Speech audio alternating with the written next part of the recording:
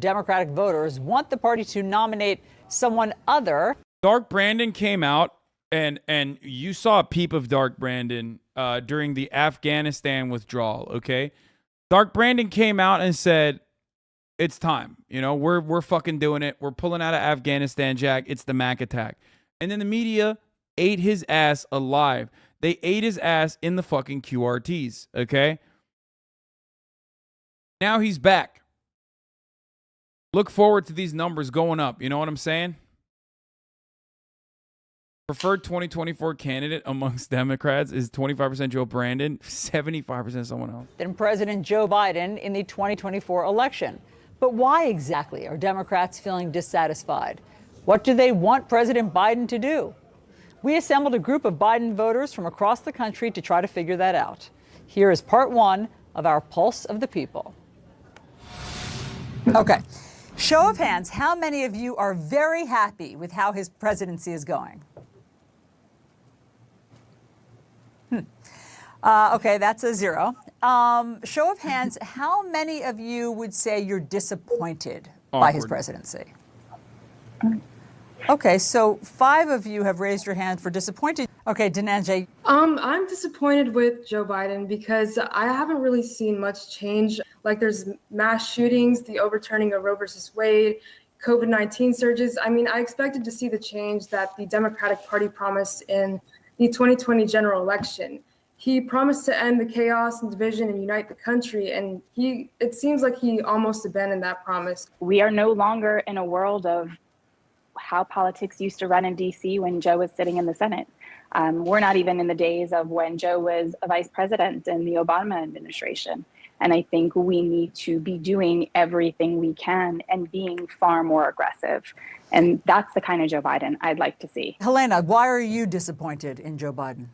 Especially coming from Trump's presidency, who was so loud and so almost obnoxious and in your face about how he felt about certain positions. We don't see that from Biden. He's not, I mean, right before the overturning of Roe v. Wade, he said he was the most hopeful for the United States he ever has been. As a voter, I was kind of like, how?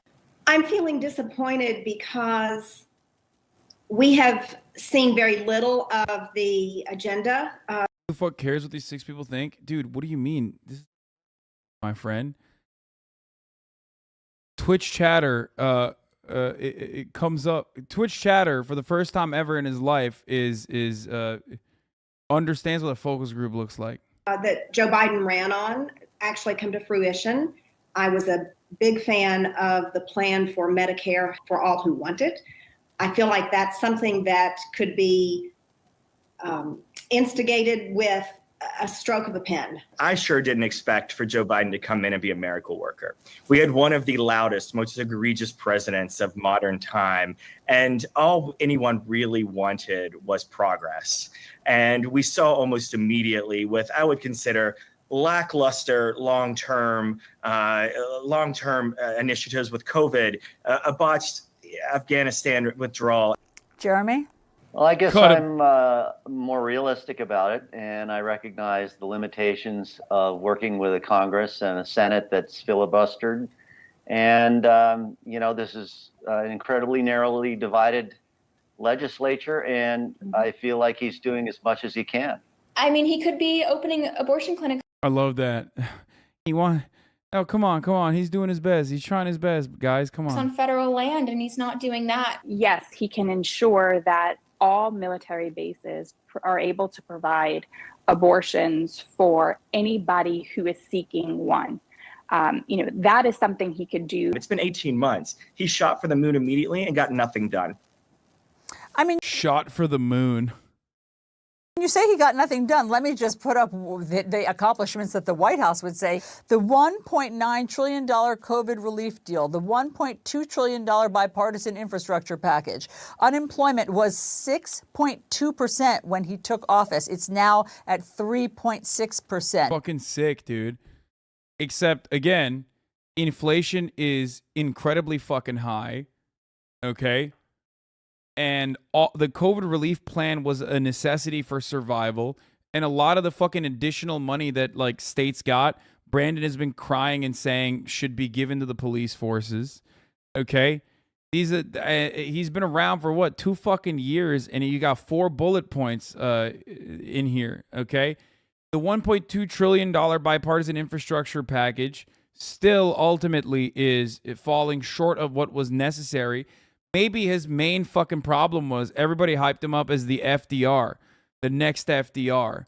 I'm not even going to entertain the talking point of rejoin the Paris Climate Accord because, oh my fucking Lord, the idea that that is unironically a talking point is so stupid that they straight up are basically saying, like, I mean, they're basically saying, like, you're pathetic. You're so stupid that you will use that as like a real thing. Like, you would look at that and go, oh yeah, that is pretty sick. Shut the fuck up. Meanwhile, the Supreme Court, it completely gutted the EPA's power. That's the most important one on the whole list. The rest aren't climate related. Oh my God. Why are fucking EV Andes that are like, why are sock them EV Andes such ridiculous suckers for this sort of shit? They completely fail to comprehend that the Paris Climate Accord is just a personal a personal promise. That promise doesn't mean anything if you don't actually follow through. That promise doesn't mean anything.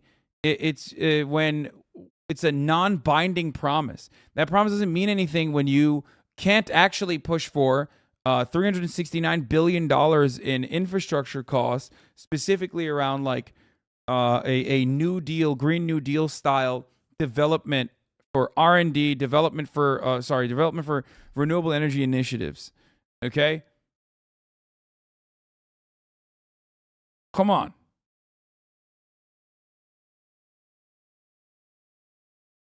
He rejoined the Paris Climate Agreement. More judges confirmed to the lower federal courts. He confirmed. Bro, this is so sad. Most lower judges confirmed since JFK. That is such a sad, pathetic existence.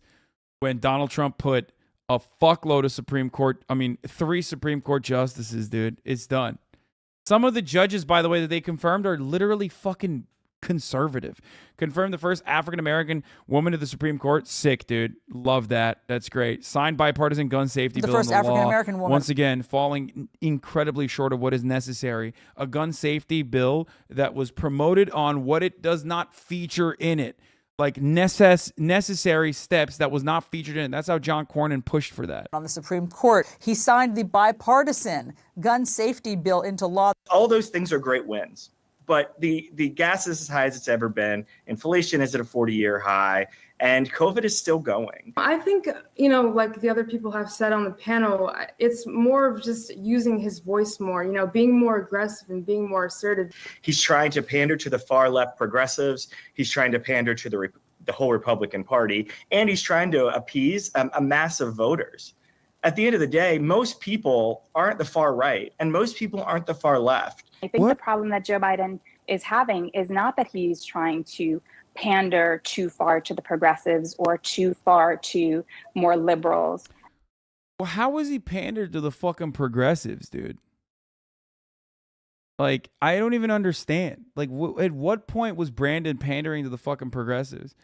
Let's say pandering is even meaningful in any kind of fucking way. But, like, what was the pandering? God, I hate fucking people like this, dude. It's that he's playing it too safe in the middle. I just want to stop you for a second, Vanessa, because isn't that the opposite? Bill Clinton, I think, once said, Democrats like to fall in love and Republicans fall in line. Republicans might have had issues with Donald Trump, but they were going to stick with their president and they were going to vote for their president. How many? Yeah, that's a great way to fucking describe something if you have no material basis for your understanding of the world. Yeah. No, it's more so about, again, the Republican Party can be openly cruel, specifically because their ultimate goals are on the side of capital, deregulation, tax cuts for the wealthy, and crippling the social safety nets. Okay, which then is opening up more funds for subsidies for corporations. But again, deregulation and tax cuts for the wealthy nonetheless. Democrats, on the other hand, won't fucking fall in line, okay, because there is a mismatch Democrats campaign like they are going to do regulation. They campaign like they're going to increase taxes for the wealthy. They campaign like anti-capitalists, but then they can't do anti-capitalist things because, oh man, there's a rotating villain in the party.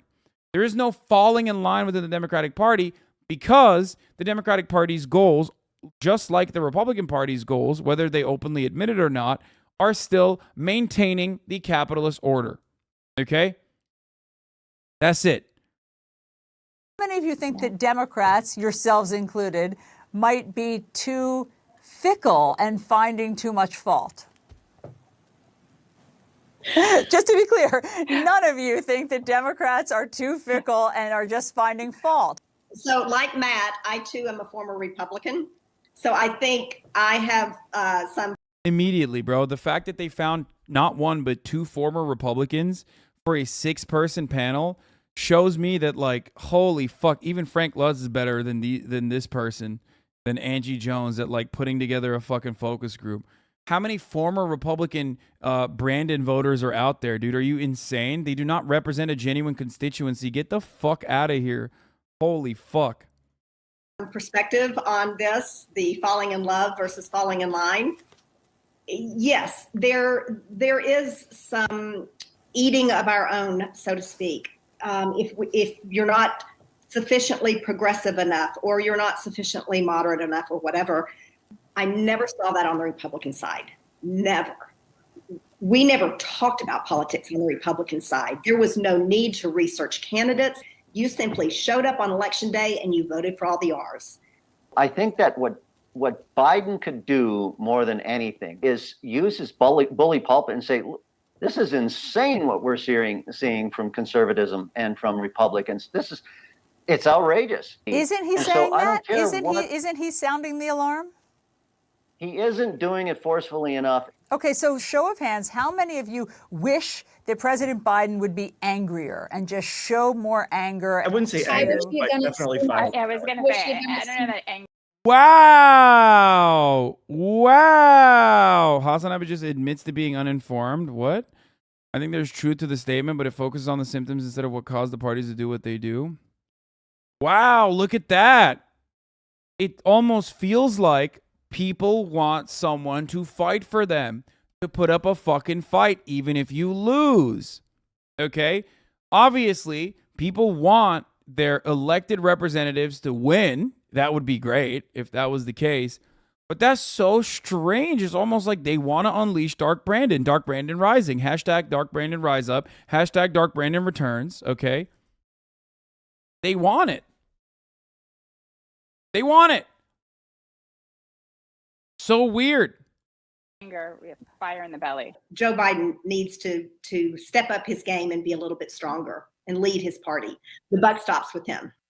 The State Department could be close to it. For the record, the reason why they feel this way is because he can't even whip votes within his own party. I talked about this literally, like the moment Brandon became president, I talked about this and said, you're going to hear a lot more from Joe Manchin in upcoming months, if not the rest of this fucking presidency. That was right. That wasn't like a lock or anything. It was just like a very obvious prediction if you know anything about Joe Manchin or the way that the Democratic Party operates.